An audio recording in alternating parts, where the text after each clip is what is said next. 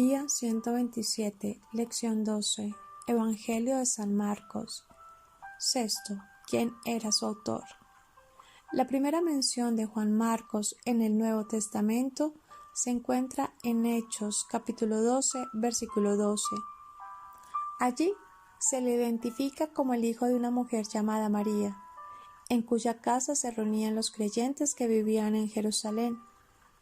Marcos acompañó a su primo Bernabé y a Pablo, cuando éstos, después de un viaje a Jerusalén, regresaron a Antioquía. Leer Hechos capítulo 12, versículo 25. Más tarde, le sirvió de ayudante en su primer viaje misionero. Leer Hechos capítulo 13, versículo 5. Pero lo abandonó en Perge de Panfilia para regresar a Jerusalén. Leer Hechos capítulo 13, versículo 13. Pablo debe de haberse sentido muy decepcionado en esta ocasión, porque algún tiempo después, cuando Bernabé propuso llevar a Marcos en el segundo viaje, Pablo se negó rotundamente, lo que produjo un conflicto serio entre los dos misioneros. Leer Hechos capítulo 15, versículo 36 al 39. Como resultado, Bernabé tomó a Marcos y partió rumbo a Chipre. El libro de Hechos no hace más mención de ellos, pero en la carta que Pablo escribió a los colosenses, unos 10 años después, Pablo envía saludos a Marcos y añade: en cuanto a Marcos, ustedes ya han recibido instrucciones. Si va a visitarlos, recíbanlo bien. Leer Colosenses capítulo 4, versículo 10. Es evidente que Marcos estaba ganando de nuevo la confianza del apóstol. Y cuando Pablo estaba cerca de su muerte y se sentía solo, le hizo esta petición a Timoteo: recoge a Marcos y tráelo contigo, porque me es de ayuda en mi ministerio. Segunda de Timoteo, capítulo 4, versículo 11.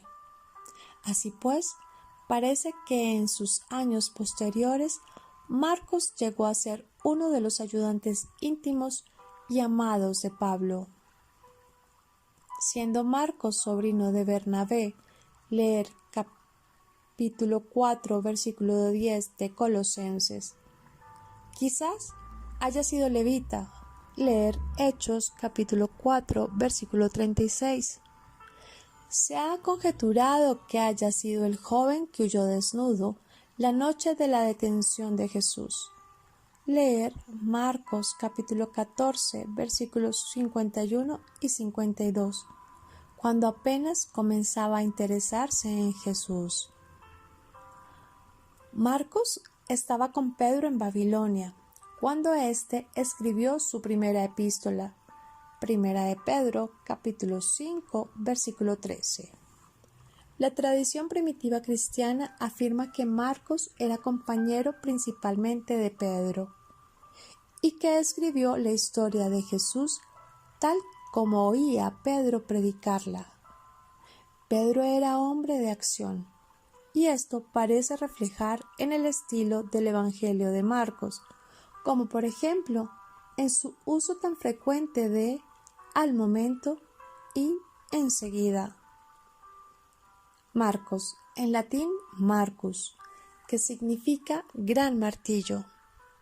El evangelista al que se le atribuye desde las primeras fuentes históricas la paternidad del segundo evangelio. Marcos es un sobrenombre. Leer Hechos capítulo 12, versículos 12 y 25. Además, en Hechos se le designa solo por su primer nombre, Juan. Leer capítulo 13, versículos 5 y 13. Su madre, una de las Marías, debía tener una buena situación económica, porque tenía una casa en Jerusalén, donde se reunían los cristianos. Leer capítulo 12, versículo 12 al 17. Son muchos los judíos que llevan sobrenombres latinos en el Nuevo Testamento. Leer Hechos capítulo 1, versículo 23. capítulo 13, versículo 9. Y la justaposición de Marcos a Juan no implica en absoluto que fuera de ascendencia mixta, judía y pagana.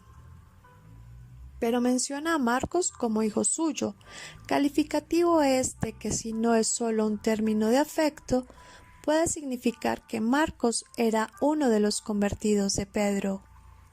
Este último, cuando fue librado por el ángel, se había dirigido a la casa de la madre de Marcos. Leer Hechos capítulo 12, versículo 12.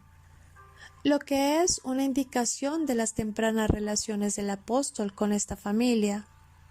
No sabemos si Marcos había sido un discípulo inmediato de Jesús. Sobre este punto, la tradición no habla de manera unánime. Muchos son los que creen que el joven que escapó dejando la sábana con que se cubría en manos de sus perseguidores durante el arresto de Jesús era Marcos. Leer Marcos capítulo 14, versículos 51 y 52. Ninguno de los otros evangelistas mencionan este incidente, y parece que la razón de su inclusión es que se trata de una reminiscencia personal. Se desconoce la fecha y lugar de la muerte de Marcos. Una tradición muy antigua lo presenta como el intérprete de Pedro. Entre los testimonios del siglo II, Papías de Hierápolis escribe alrededor del año 140 después de Cristo, citando las palabras de un antiguo. Marcos, que vino a ser intérprete de Pedro, redactó con cuidado, pero no en orden, todos los recuerdos de Pedro acerca de lo que el Señor había dicho y hecho. En efecto, Marcos no había oído ni seguido al Señor.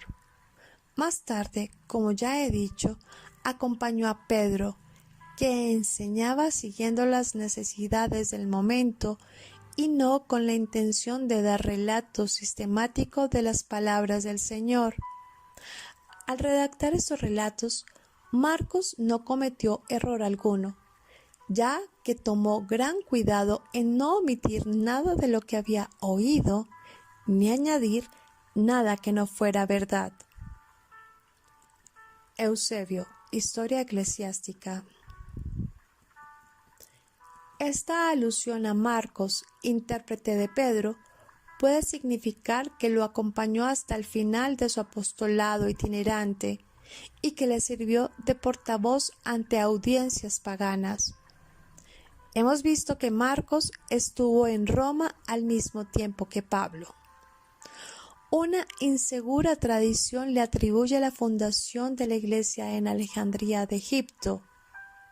La formación de Marcos, además de su relación estrecha con los principales apóstoles, lo habían preparado admirablemente para la redacción de su evangelio.